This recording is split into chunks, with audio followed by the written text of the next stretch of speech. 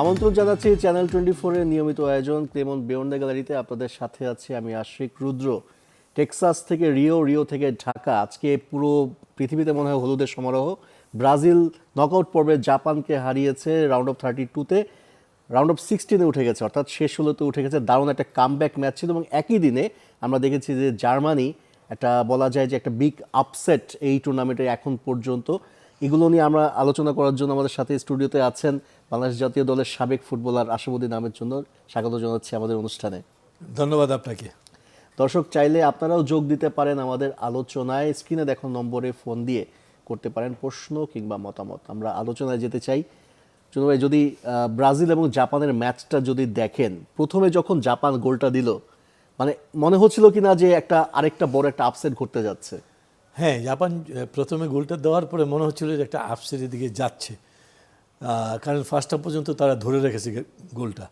পাশাপাশি ব্রাজিল চেষ্টা করছিল যে এখান থেকে কামব্যাক করার জন্য। তো আমার বিশ্বাস ছিল যে ব্রাজিল যে কোনো সময় কামব্যাক করবে এবং সেকেন্ড হাফে তাই করেছে। কাসিমোর যে গোলটা করেছে হেড দিয়ে, সুন্দর একটা হেড এবং সুন্দর প্ল্যানিং।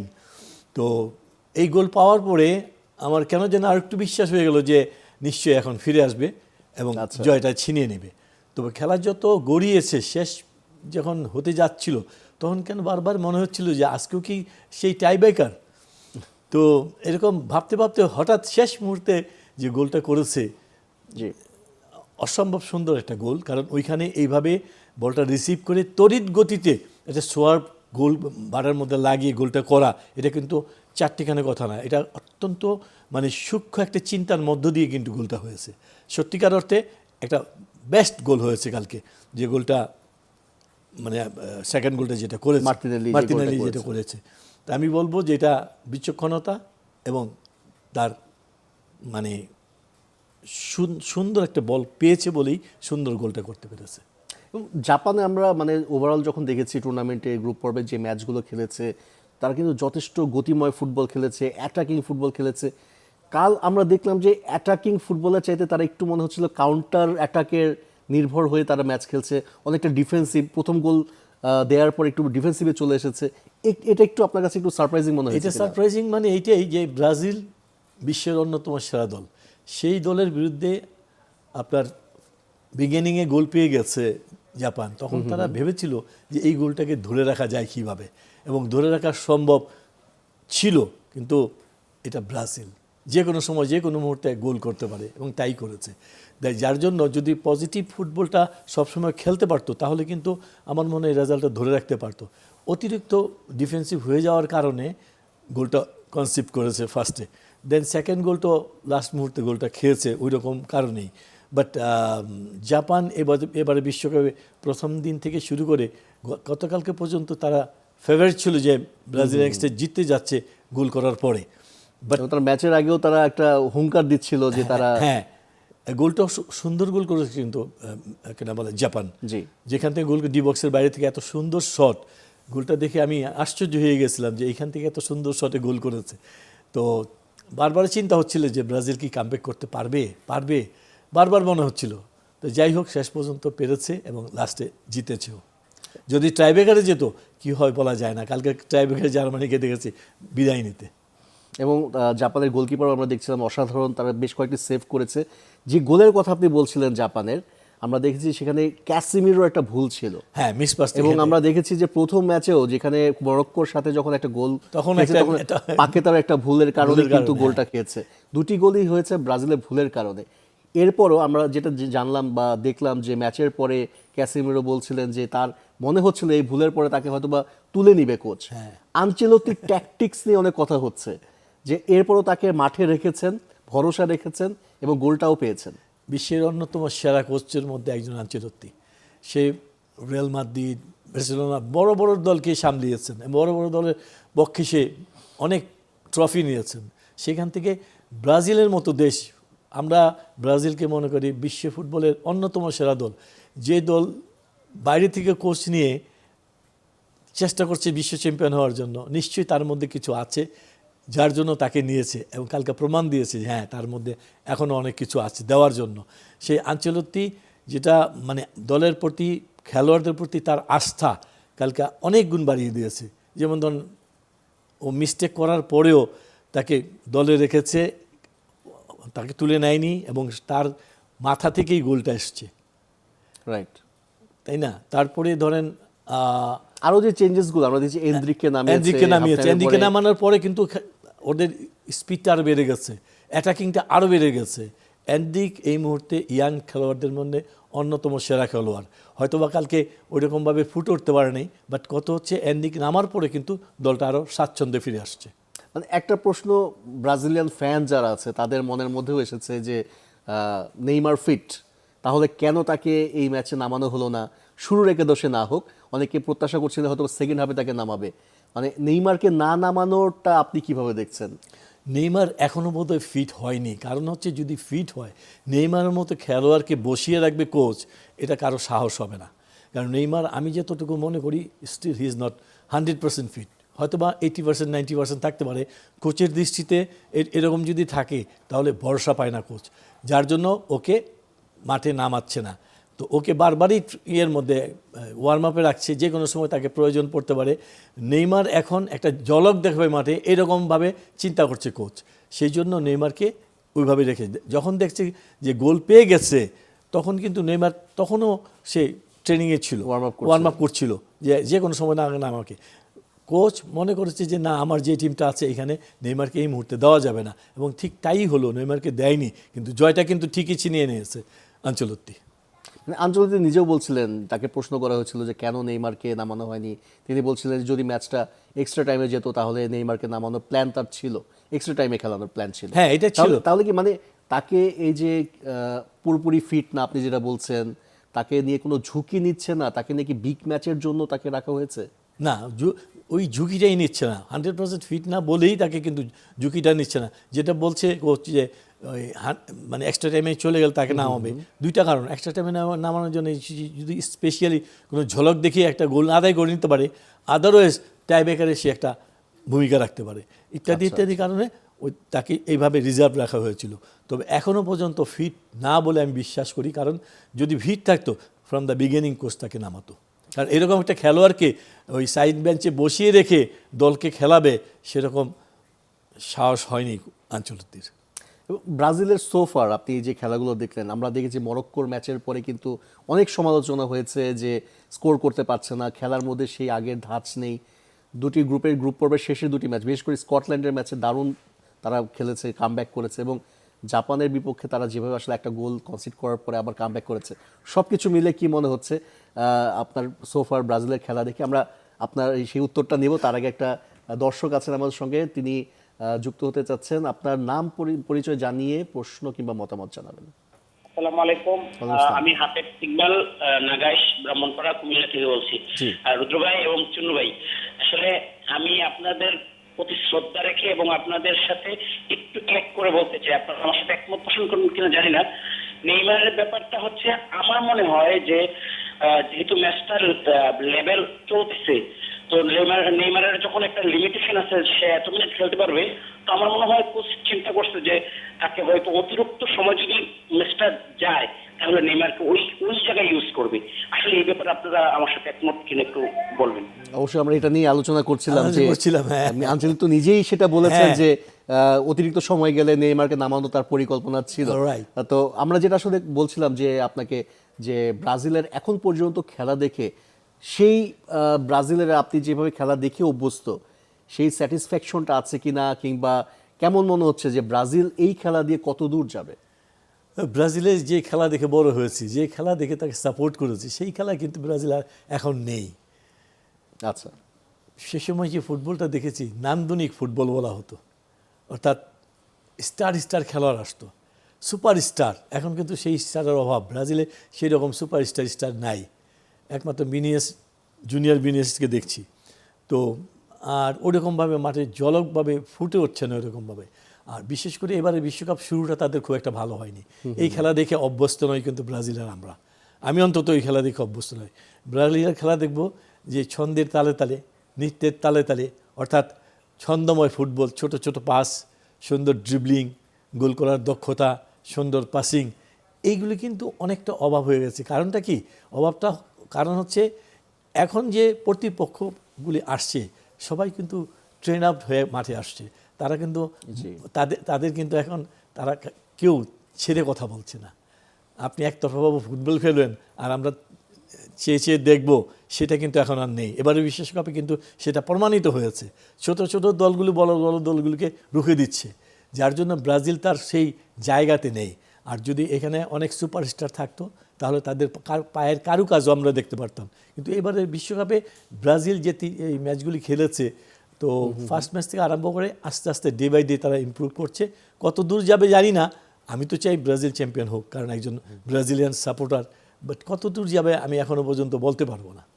তবে একটু ঝলক মনে হয় আমরা গতকাল দেখেছিলাম, বিশেষ করে ভিনিসিয়াস জুনিয়রের একটা শট বারে লেগে ফিরে আসছে। সাইড বারে লেগে ফিরে এসেছে বা চলে গেছে, ওটা আপনি মানে একটু ডিজার্টেড হয়েছেন কিনা যখন এই ধরনের একটা আমি মিস হয়েছে? ভিনিয়াস জুনিয়রের ফ্যান, কারণ ও যে পায়ের কাজ, ওর যে বডি রিফ্লেকশন, ও যে ডজ করার দক্ষতা, বারে বল মারার যে কৌশল, সব কিছু কিন্তু তার ভিতরে আছে। আপনি দেখবেন যখন ভিনিয়াস জুনিয়র বল ধরেছে, 2-3 জন খেলোয়াড় কিন্তু ওকে গার্ড দিয়ে রেখেছে। জি। তার মধ্য থেকে সে বলটা বের করে যে বারে লাগিয়েছে, এটা ওকে দিয়েই সম্ভব এই মুহূর্তে ব্রাজিলিয়ান দলে। এবং সেটা ব্যাড লাক যে ওই গোলটা হয়নি। এবং একজন মনে হচ্ছে কিনা যে ব্রাজিল দলে একজন পারফেক্ট নাম্বার 9-এরও একটা অভাব? অবশ্যই এটা তো পারফেক্ট 9-এর একটা অভাব। আমরা ব্রাজিলিয়ান ফুটবলের নাম্বার 9, নাম্বার 10 সবসময় মুখে মুখে জপতাম।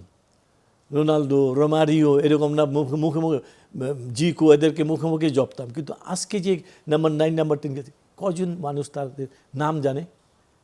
সেরকম কিন্তু তারা অত প্রতিভাবান না। তারা কিন্তু যে নাম্বার 9টা সে বোধহয় ইংল্যান্ড লিগে খেলে, ওই 12 না 13 নম্বর টিমে লিস্ট ইউনাইটেড বোধহয় খেলে। যাই হোক, তো এরকম মানে এটা আমি যেটা মনে করি যে প্রত্যেকটা জিনিসেরই আপস অ্যান্ড ডাউন থাকে।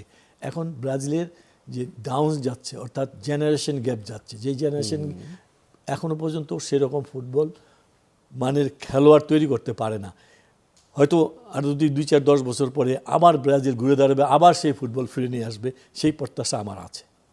এবং আঞ্চেল তো নিজেও বলছিলেন যে আসলে তিনি আসলে সুন্দর ফুটবল না, রেজাল্টের দিকে তিনি বেশি ফোকাস দিচ্ছেন। এবং আজকে আমরা দেখতে পেলাম যে একটা এখন পর্যন্ত ওয়ার্ল্ড কাপের মধ্যে সবচেয়ে বড় আপসেট, যে জার্মানির বিদায় প্যারাগুয়ের বিপক্ষে। এটা কি প্রত্যাশা ছিল যে প্যারাগুয়ের কাছে জার্মানি হেরে বিদায় নেবে? কালকে যে ফুটবলটা হয়েছে, 120 মিনিট যে ফুটবলটা হলো, সেই ফুটবলের মধ্যে আমার কখনো মনে হয় নাই যে এক ড্র হওয়ার পরে জার্মানি আবার মানে উইনিং গোল করতে পারবে। ঠিক তাই হয়েছে, কারণ কোনো ফাঁক ফোকর খুঁজে পাচ্ছিল না যে অ্যাটাক করার সময় যে গোল করার মতো একটা অবস্থা তৈরি করবে। একটা বারও কিন্তু হয়নি। তখনই মনে হচ্ছিল যদি টাইব্রেকারে যায় জার্মানির কিন্তু বিপদ আছে। তাই হয়েছে। প্যারাগুয়ে ভালো খেলেছে, মানে গ্রুপ পর্যায়ে কিন্তু অনেককে হারিয়েছে ব্রাজিল, বড় বড় দলগুলিকে। কিন্তু টাইব্রেকারের কথা যেটা বলছেন, যে আমি আজকে দেখলাম এটা খুব ইন্টারেস্টিং একটা ফ্যাক্ট, বিশ্বকাপে 4 বার টাইব্রেকার খেলেছে জার্মানি, কখনো হারেনি। এবারই প্রথমবার হেরেছে। এবং তাদের গোলকিপার অবশ্যই বিশ্বসেরা একজন ম্যানুয়েল নয়ার, সেখানে অরল্যান্ডো হিল একেবারেই অচেনা, খুব একটা মানুষ তার সম্পর্কে জানে কিনা আমার জানা নাই। এরকম একটা সময়ে মানে এইভাবে একটা হিরো হয়ে যাওয়া। ও goalkeeper body language was very good, কারণ নর্মাল ম্যাচও কিন্তু খুব ভালো খেলেছে গোলকিপিং করে। এবং আমার কেন মনে হচ্ছিল ও 2-4টা বল থামিয়ে দিবে, এবং তাই করলো। খুব ভালো খেলেছে গোলকিপার। ওর জন্যই কিন্তু গতকালকে প্যারাগুয়ে লাস্ট পর্যন্ত জার্মানিকে টাইব্রেকারে হারিয়ে নেক্সট রাউন্ডে গেল প্যারাগুয়ে।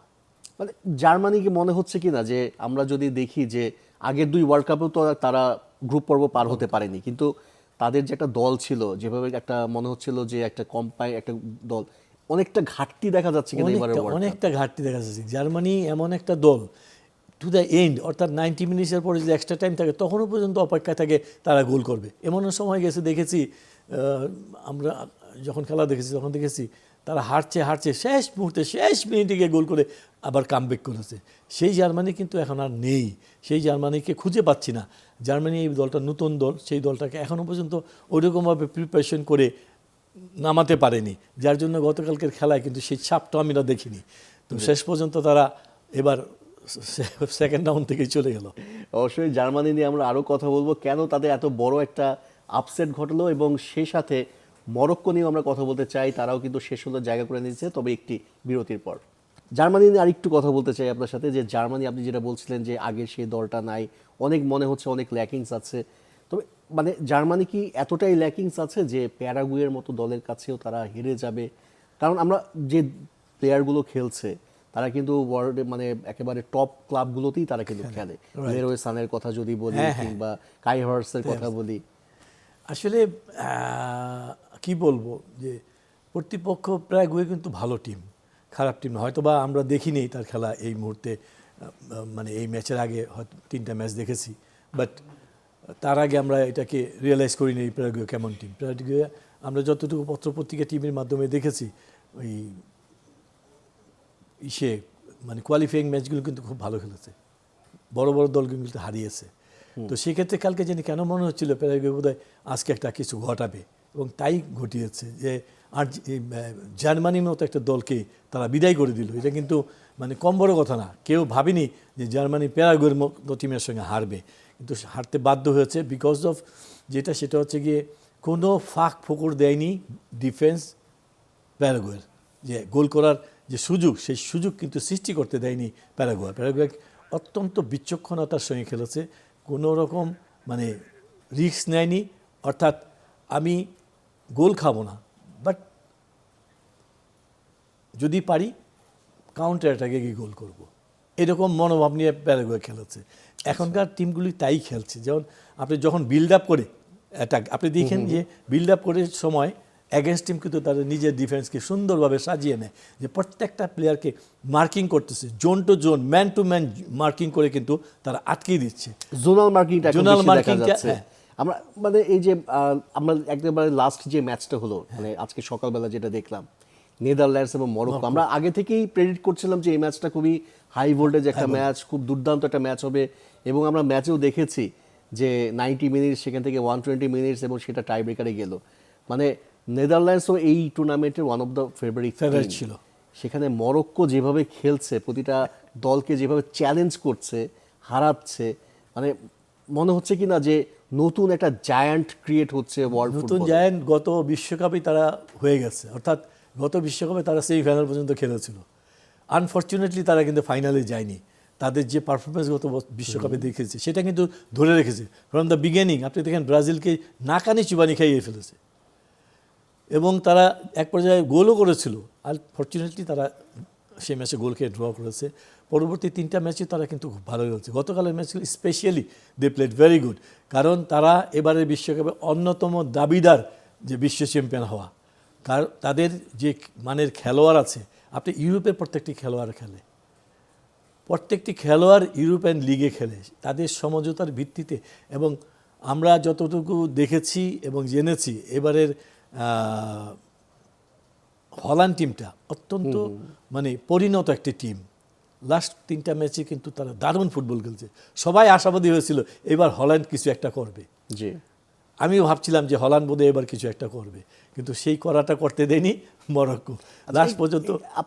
আপনি নিজে ফুটবল খেলেছেন, একটু জানার জন্য যে এই যে বড় দলগুলো যখন টাইব্রেকারে যায়, টাইব্রেকারে গিয়ে তারা নার্ভটা ধরে রাখতে পারে না কেন? আমরা জার্মানির ক্ষেত্রে দেখলাম, কিংবা যদি মরক্কো এবং নেদারল্যান্ডসের কথা বলি, হিস্টোরিক্যালি ডেফিনেটলি নেদারল্যান্ডস অনেক এগিয়ে, সেখানে তারাও ব্যর্থ হচ্ছে। মানে এই টাইব্রেকারে গিয়ে তারা কেন এভাবে মানে নার্ভটা ধরে রাখতে পারছে না? এটা হচ্ছে গিয়ে টোটালি নার্ভ কাজ করে, তখন মাথার মধ্যে অনেক চিন্তা ভাবনা ঢুকে যায়, দেশ, সমর্থক, দল সব কিছু মিলিয়েই কিন্তু নার্ভটা খুব বাজে অবস্থায় থাকে, সেখানেই কিন্তু মিসটা হয়। ম্যাক্সিমাম ক্ষেত্রে নার্ভ প্রবলেম থাকে বলেই মিসটা হয়। আর এইরকম এই বিশ্বকাপ খেলার আগে প্র্যাকটিসের সময় কিন্তু প্রত্যেকটা দলই যারা নকআউটে খেলতেছে, প্রত্যেকটা দলই টাইব্রেকারে রেগুলার প্র্যাকটিস করছে। যারা রেগুলার ভালো করে তাদেরকে কিন্তু কোচ নির্দিষ্ট করে দেয় ফার্স্ট 5 উমুকে যাবে, তারপরে কে মারবে, সেখান থেকে বেছে বেছে আপনার টাইব্রেকার মারতে দেয়। আর সেখানেই যদি মিস হয় তো কেমন লাগে। এবং এবং এবং আমরা জানি যে টাইব্রেকারের ক্ষেত্রে একটা স্পেশাল গোলকিপারও সেট করা থাকে বা এভাবে প্রস্তুত করা থাকে। অবশ্যই আমরা যেভাবে আসলে নকআউট পর্ব যাচ্ছে, অনেক চমক হয়তো বা আমরা সামনেও দেখতে পাবো। সেই চমকগুলো কি আরো বড় বড় কোন কোন দলগুলো ছিটকে পড়ে, সেগুলো দেখার অপেক্ষায় আছি। এমন প্রত্যাশা নিয়ে শেষ করছি ক্লেমন বেরোন্ডা গ্যালারি। ধন্যবাদ সবাই।